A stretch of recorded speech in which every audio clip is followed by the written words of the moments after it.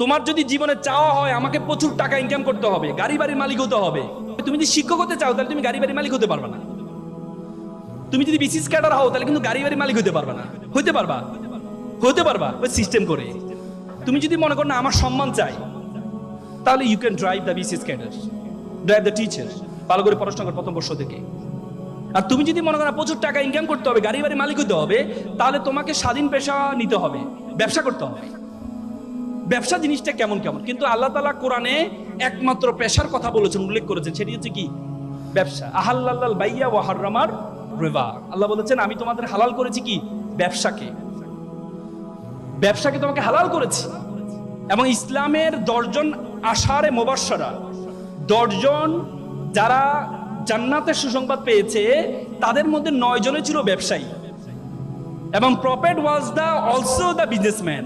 জানো তো